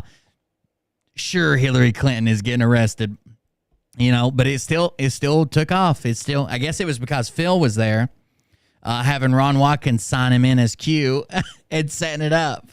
I don't know. The thing was, it's all been wild. Great. Jordan Souther connected. I talk to Jordan every once in a while. He's asked me about having me on the shows, but something always comes up. He had M. Seeker on his show a couple times. He asked me about it. Yes, he is talking about the cultish podcast, and I'll tell you why. Like, you may not agree with this. The cultish podcast, we'll talk about it when he gets back, but it has a spin on it. Okay, the cultish podcast is funded by a church, and they put their spin on it. So, like when they're talking about Marilyn Manson, instead of being like, this is an evil dude, blah, blah, blah, they're like, oh, well, he didn't grow up with Christianity in his life. If he'd have been a Christian, if he would have had a good role model, blah, shit like that. It's just, they put their spin on it, and they do not come out and say that they're a part of a church. The pastor of that church runs it. It's like a new age. I'll have to go look. It's like a new age kind of church. And Cultish is the #1 performing cult podcast. And they don't come out and say that they're part of this. They need to come out and say that they're connected to this church. They have some really church-based views on other political topics they talk about. Like, they have a show that somehow just divulges into abortion argument, and they have they need to say, hey, we're coming from a place where we're never going to put Christianity or a Christian cult in a bad light. And there are cults that have been, not all, I'm not saying everybody's church is a cult, but there are people who have used Christianity to start a cult. They are, if it would be easy to listen to them if you are a Christian, and that's fine. The problem is sometimes they kind of put their own spin on it, right? Like Marilyn Manson, you can't just say, well, if he'd had God in his life, he'd have never done this. Like, if you're going to cover it right. But I will get him to talk about it. I know a lot of people don't trust me on this because I come from a place where I'm not like super religious. But yeah, Cultish is, they never say this, but they're ran by a church that is their who backs them. That's the same studio where they record all their church podcasts or whatever. They never say that they're funded by them. They never come out and say any of that. Like, here's one. It says, this is a review. It says this podcast bends over backwards to paint anything that isn't specific brand of Christianity as bad or cult-like, while boosting plenty of conspiracy theories that are prominent in evangelical circles without batting an eye. Zen Buddhism is a cult, but Bigfoot is real. I will get him to talk about that when he comes back. I forgot about it, but I did read that article he made. It's Apologia. I don't know how to say that. Apologia. Apologia, maybe? A church. That's the one that runs it and funds it and sponsors it and all that stuff. It's fine, but you got to call Christianity. You can't just say Christianity fixes everything. And there are a lot of cults that are Christian based. And you got to be honest with that as well. I think he's back and ready. Let's see. Are you back? There he is. Somebody asked, there was a couple questions that I gathered while you were gone. Let me see if I can grab. The big one is cultish, but we'll do that one last. Someone asked, I'm assuming you don't have a good light on this, but where do you see this going in the future? You think it's going to get worse because of AI and stuff and more people drawn in? You think it's going to get better because people are out there covering it and saying, hey, this isn't true? What do you think will happen with cults, cult mentality, QAnon, whatever you want to talk about.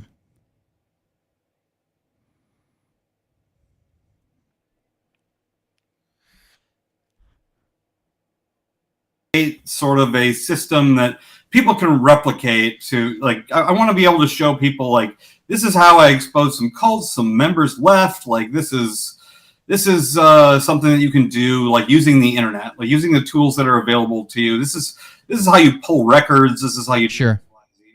And information is going to make things better. I mean, it's really hard to say with advanced AI and open AI what's going to happen. But I mean, just like we've gotten a peek at it now. Right. And it's going to be like the biggest technological revolution of all time. It's going to change our lives radically. And there's, I mean, when I was getting like a tutorial of how to use it from somebody who really knew what they were talking about, we had a discussion about, you could use this shit to cause some damage. Sure. If you didn't have the right intentions, and that will happen. Like it's the technology is just so much more powerful than anything we've like known before, and that I don't know. Like everything is going to change. It'll change cults because it's going to change everything. It'll change QAnon because advanced AI is going to change everything. Sure, and if there's a technology that exists, people will figure out a way to abuse it for their purposes. Another person asked, "What is Linda before she was whatever alien she is? That she have a regular life, regular job, or was She was divorced 3 times. She was for a while. She was like an assistant manager at a gas station, and then she was on disability for like a decade after that. I mean, she's still on disability, and that might be like what like kind of screws things up for her is that she's got all this money now, and this $1.3 million ranch, and she's still taking that $700 from the government because, jeez, makes her feel safe or whatever. We have a guy that we've covered. I know you don't know any of the people that I cover. We talked about it on the phone beforehand, but we have a guy who he got his disability. Actually, he said he had a heart attack. That didn't happen. He actually just had like a gas bubble trapped in his chest. He ended up in the emergency room. They raised $70,000 for him in a GoFundMe because they told everybody he had a heart attack, which he probably thought he did when he went to the emergency room, but it was a gas bubble. Then he comes out and figures out he does have like some congestive heart failure and some other things going on. So he gets disability for that. And now he's making hundreds of thousands of dollars probably a month, and he sends it all to a trust. And then that trust makes weird different payments to like his wife and his uncle. And, I'm saying he's avoiding it so he can keep his check coming in, which is crazy. Like, why not just let that go when you're making that much money? They got to have... I mean, that's what PROFUNITY yours did, is they put everything in a trust. That's what the body did, is they... Sure. It's called Lookout Trust or something. Like, they have... You put all the money in a trust, it's really hard to see, like, who's involved. Who's drawing from it. Way to hide money and transfer money, and it's one of these situations where, like, if all the money's in a trust, you could be brought before a judge and convicted of crimes, and, like, you can't touch the money because, like, it's in a trust, Absolutely. There's other people's names on it. I don't know. The whole trust thing is like this is I don't know. It just seems like such a racket to me. Everything that because I just know all these criminals that abuse it all the time, I guess. Yeah, there's a few legitimate uses for a trust, but even the people that claim they're not. I guess they're not technically doing nefarious things. They're doing it to avoid taxes or to avoid a government regulation or something. But there's very few uses for it that's like legitimate, that you're not trying to avoid something.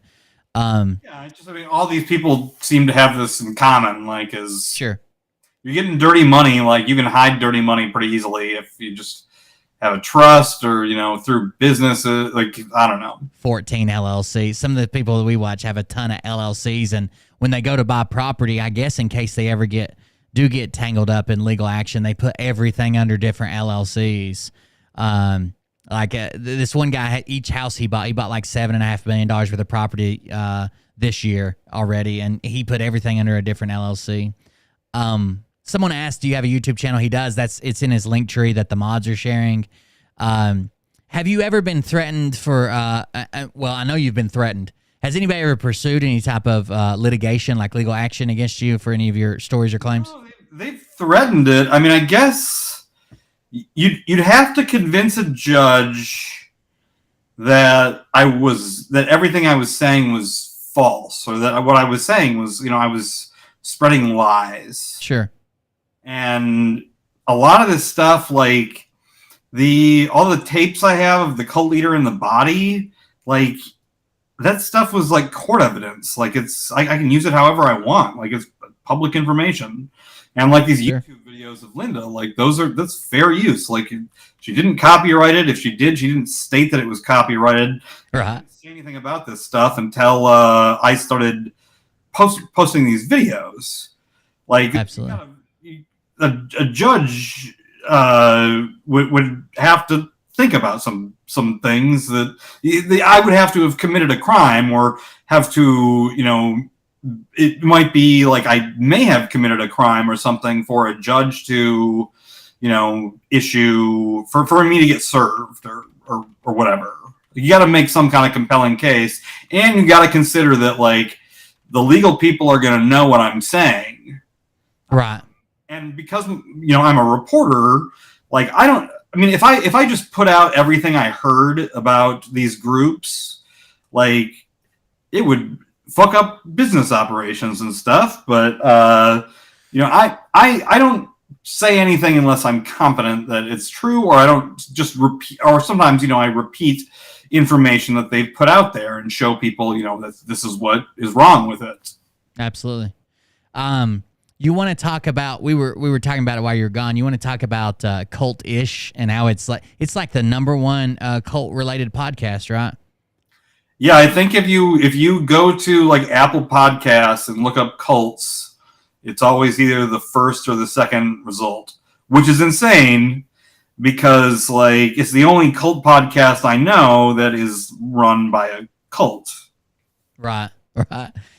It is. They're not honest with it's not honest with what they're putting, who funds them, what they're putting across. They basically, Christianity gets a pass on everything. And I watched one where they suggested, basically suggested if Marilyn Manson would have had a stable Christian family home, that he wouldn't have been, he would have been some type of murderer or cult leader. Like it was wild, some of the stuff they were saying.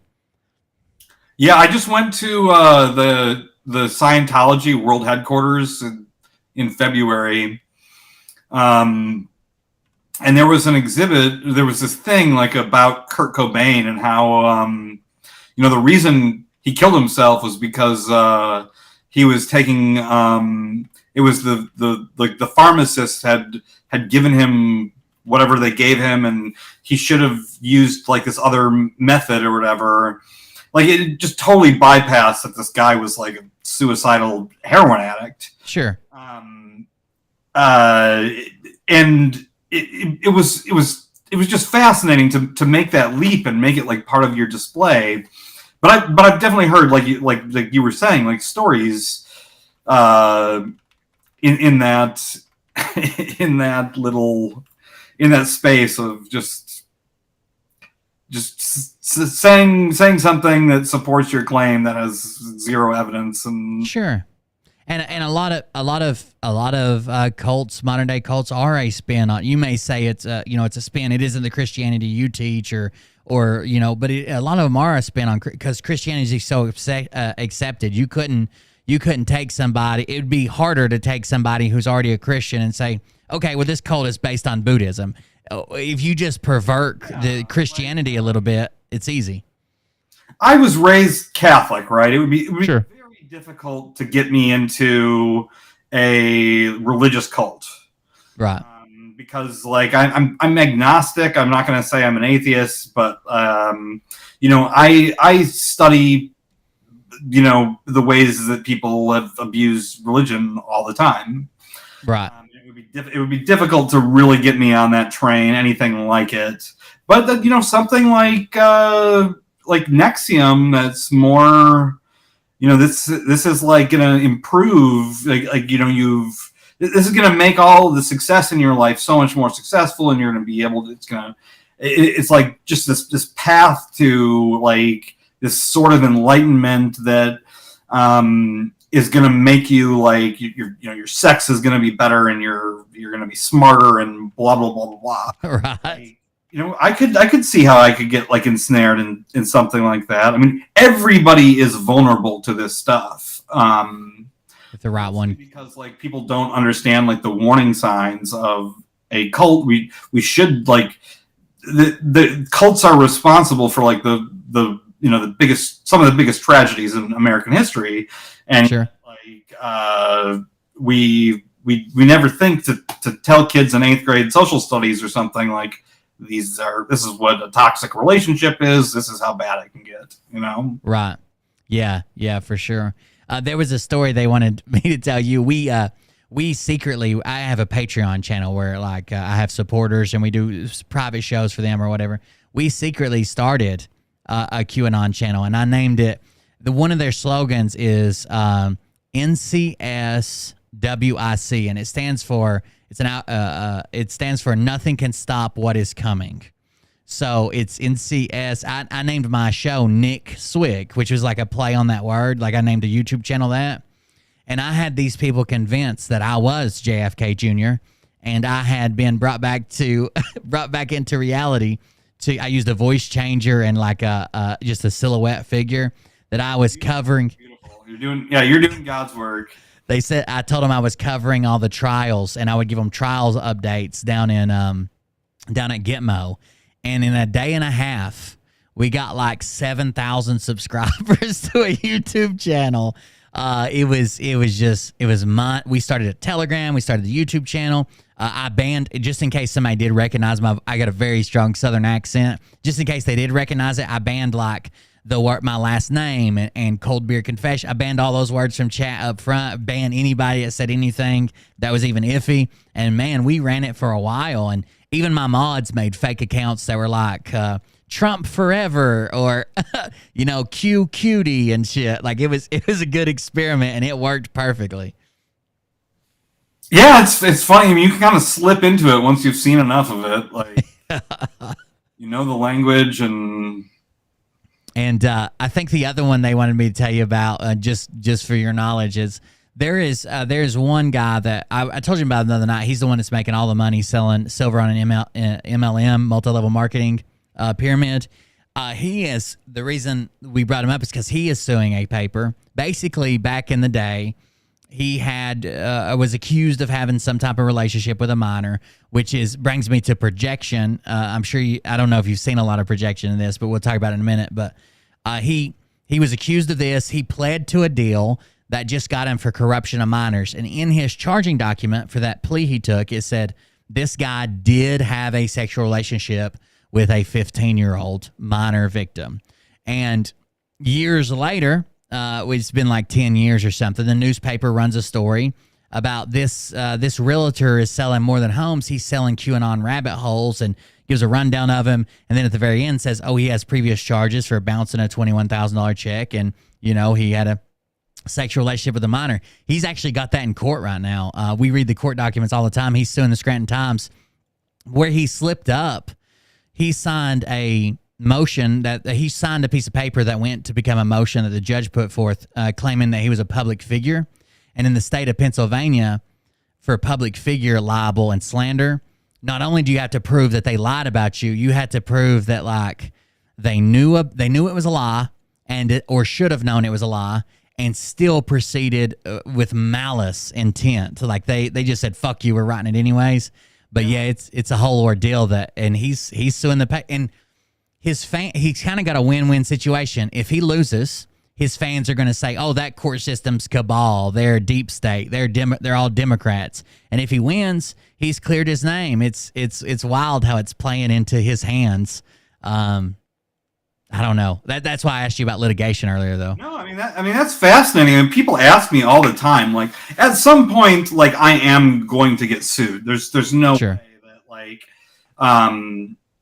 that somebody's not going to convince a judge to do something. At least have me like make my case in court or whatever. Sure. But the thing is that like in the age we live in now, it's way harder to have that just be like an automatic reaction than it used to be, because everybody's kind of connected on the internet. And if if the general consensus is like this is bullshit, like that has impacted the way the law views this stuff. Absolutely. Because they don't want these cases where everybody's outraged, right? And the public is just like, you're giving this criminal a break. That's insane. Like it reflects poorly enough that it's become harder. Like I guarantee you, like both the body and Profunity yours have talked to lawyers, who said, this guy's doing this and this and this, and lawyers had to tell him like, well, was it copyrighted? Did you do this? Like, right. Did he say anything that like you could prove it was a lie? And would I post something that I knew was not true? Right. And I don't do that. Like, that would be very difficult to prove. I think. I don't know if you have an opinion on this, but I think more states need anti-slap laws where people either threaten litigation or pursue litigation just to keep you from talking about them. So like California with all their celebrities, they have a really strong one. New York too. Like if you write a hit piece and it looks bad on a celebrity, it is going to do damage. They have enough money to where they can just sue you and shut you up. But if they find out that they're like this does seem to be true, or at least there's no way that the writer would have known it was untrue and still proceeded with malice, then the case stops right there. All discovery freezes, everything freezes. Judge decides, and if you win the slap part of it, then they've got to pay your legal fees. So it's cut down on a lot of suing just in those states, suing just to shut people up, which I think is a travesty. Yeah, I mean it's certainly interesting. It's something I've thought about. I guess like one thing I did before I went down this path is I made a phone call to a lawyer. Right. Said, I'm creating this website, like this is what I'm going to be doing. And I'm pretty invested in this, and here's the plan. And there was a lot of stuff that I wanted to do that he told me like, you really shouldn't do that. I won't get into any of the specifics, but I really thought that I was going to like just set the body on fire and like it would be over and I would return to reporting again like in the future because I had so much dirt on them. I mean, there's a lot of things like, especially with the body, where like I know where like the bodies are buried, the information isn't out there, but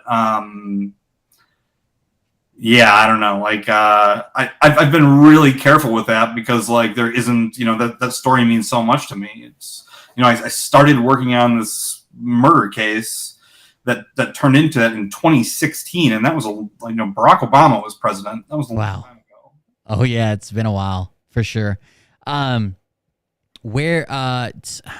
was there was one more question I saw and I just forgot it, but anything we haven't covered that you kind of want to talk about, or anything about yourself or what you're going to be working on lately, or where you think your content. I saw you you mentioned one earlier, but you take cult vacations where you go. I guess you're going to places to do research and speak with people. Yeah, I mean, like this is, I guess, like this is a bigger. I don't think it's like a secret that like I've been working on media that like has not been released yet. Sure. And this is this is gonna be my world kind of forever. And like also like I haven't worked a day in the real world since last October. Right. like this is basically my job now. Like I kind of send an email when I need groceries or whatever to the people that I work with on these other projects. Sure. So there's going to be more. It's going to be more public. I'm going to continue to talk to everybody that wants to talk to me and try to, I don't know, like there's just going to be like more media. It's going to keep this. The ball is going to keep rolling. Like I'm not. I just assume at this point, like this is what I'm going to be doing kind of forever, is like cult stories, and people are more interested in like cult stories. Like, you know, the Waco documentary came out yesterday. Absolutely.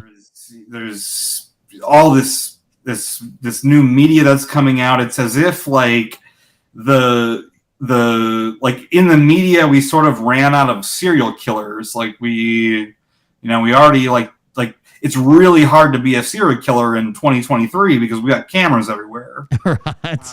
Like there never is going to be another Ted Bundy. That's over. Right. So, but cults, I think people are realizing, like, I hope like this just continues and more people are educated about it, because there are thousands and thousands of these groups. And they will never go away. This is like, cults are a bug in humanity. They've existed since UGG. And they will always be with us because there will always be psychopaths. And what a psychopath wants to do is control people and control their minds. And I don't know, there's no way to like, you would have to do like, be like Hitler breeding Ubermenches to, like, take this bug out of people. Sure.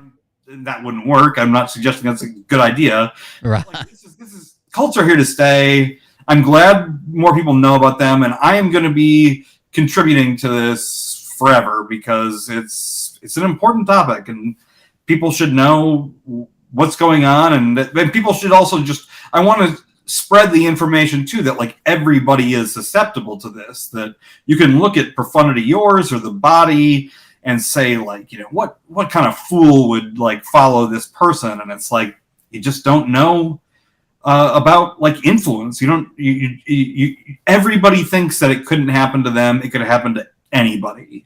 Sure. I agree wholeheartedly. Well, we'll look forward to it, man. I'll let you go. I appreciate you coming on. Thanks. Yeah, no, it's great having me on. I'm glad we got to do this chat. I shared out. I had the mod share out your link tree. I'll make sure to put it in the description as well, so people can find you. And I'm sure you'll see some people of mine over there, hopefully checking it out. A lot of people are really interested in The Body and the new Profundity Yours stuff that's going on. So I'm sure you have some more people coming on. People have been commenting, and I love to. That's a really cool feature that you can kind of see. The text is tiny, but it's cool. Hard. Yeah, it's hard for you. I used to have it set up a little bit better, but it's hard for you to see. But it'll be on the YouTube replay, and I'll send you that link.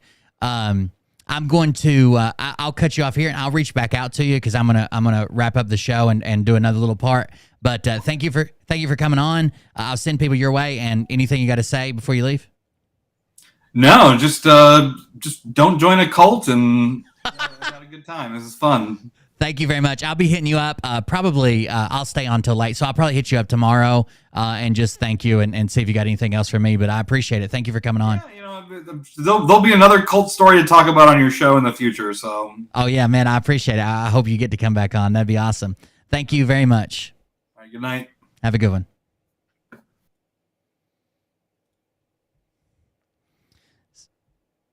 So that was Syran, everybody. Syran Warner. Thank him very much for coming on. I felt like I probably could have asked him another 100 questions, but I didn't want it to get like I didn't want him to get like, oh man, he's just riddling with questions. It seemed like it was a good conversation. It lasted for a while, probably longer than I planned. What was that? 2 hours and 4 minutes. Make sure you guys go check his stuff out. That link tree, the link, I was trying to explain it to somebody earlier, but I sounded like an asshole. But that link that they're dropping is not like, don't click on it. Click on it. It's got, I'll show you. It's got everything. So it's got, here's to donate to the project through Venmo. Here's a story about a newspaper he wrote. This newspaper, he's called the U.S. Observer. I didn't ask him about this, but I should have. This is the guy who got his kids, when he got his kids taken away when he was arrested, or when the police showed up to take the kids back to their rightful mother. He called them property and kept calling them things. Let me show you it on the screen. He called them property and said, "Stop taking my things." He called them property many times, and the cop even corrected him and said, "These are kids. They're humans. They're not property." But this U.S. Observer paper that he wrote a story on, they wrote a very generous article towards this same guy, Christopher Coombs, and his two young daughters, ARC age 6 and LFH age 4, were living a quiet life until March 18th, 2020, when their lives were abruptly disrupted by the alleged cunning acts of his ex-wife and mother of their children. But they wrote a complete spin piece for this guy. That's not what happened. She was convinced to let him have custody of her kids, and even made the hostage video to let them go. Like, she completely did it. And then the police had to come back and get them years later. And she had to be reunited with her kids because he took them into a cult, and she was kicked out or left. But this U.S. Observer is like a shitty paper who supports, I guess, these types of people. Anyways, if you go to that link, it looks like this. U.S. Observer, other side of the world. This is the story about the Australia part of the cult. But if you come back down here and click this one that says Short Doc, that's a link to his YouTube channel right there. It's his YouTube channel. It is Syran Warner, I believe. I just watched it earlier. Syran Warner on YouTube. You go subscribe there. He's got a link to his TikTok. He's got a link to everything. TikTok, Instagram, and then that one that says Short Doc, that's his YouTube channel. The Land of the Body, and Alaska Cult Story. He does a really good job at what he covers, so check him out on any of those social media platforms that you're on. I just want to thank him again for coming on tonight. I am, let's see, it's only 10:40. I am going to wrap this up here. If you're on YouTube or Rumble, this would be the full video. I'm going to go hang out with everybody on Twitch for a little bit, and we'll talk about a few more things. Kind of hang out and kill another hour or so. But I honestly think this is a super good interview. I think everybody could have got something out of this. It was mostly me just talking to him. It's not like I brought him on to say, okay, tell us everything about the body, cult. But that's stuff you should be finding on his channel. I don't want him to repeat his content here. Instead, I would like to talk about the dynamics of it, who he is and how it relates and how it comes back. And man, if QAnon isn't a cult, I don't know what else to call it anymore. If it isn't a cult now, I have no idea what to call it anymore, because it has turned 100% into a cult. They brought in religion. They've changed Christianity. Scott McKay talking about his arms and legs disappearing as he ascends into heaven. Just like crazy, crazy stuff over on that they've made QAnon into. When it started out, a bunch of nerds researching, does Saudi Arabia or does SA stand for Saudi Arabia, and why are we selling them, military planes or whatever. It has definitely shifted over the last couple of years. COVID's probably to thank for a lot of that, as well as other things. People being locked in their house, the lockdowns, the internet, whatever. So I'm going to hop over to Twitch and hang out with my Twitch subscribers. I'm trying to get more people to that platform. You're more than welcome to come join us. You can just go to coldbeer.live, twitch.tv/coldbeerconfessional, either one of those. If you just type in, I'll show you. If you just type in, that's my thing. If you just type in coldbeer.live, it goes immediately to my Twitch if you can't find it. But there's also a link directly to my Twitch called twitch.tv/coldbeerconfessional. That's me there, but I don't want it to go into infinity screen, so I'm going to back out. Come join us on Twitch if you want to. That's my main platform. That's where I'm at Mondays and Wednesdays. And then Fridays, I'm going to do these shows for now on all platforms. But you only, if you're just watching YouTube, you only see me live on YouTube on Fridays. I'll post the replays for now. But I'm trying to get people to Twitch because that's what helps the channel the best. I make money off their ad revenue. I get sponsorships there. I'm trying to keep the channel going. Inflation has hit the channel hard, so I'm going to concentrate on my Twitch channel, and I hope you join us there. If you don't, I understand, but either way, I appreciate it, guys. You all have a good night. I'm going to cut Rumble and Facebook and YouTube loose. But again, thank you all for joining us. I hope you enjoyed the interview. Catch up tomorrow, whatever you got to do. And I'll see you all. I'll see you guys next Friday for a live and then maybe on a replay if you don't come over to Twitch.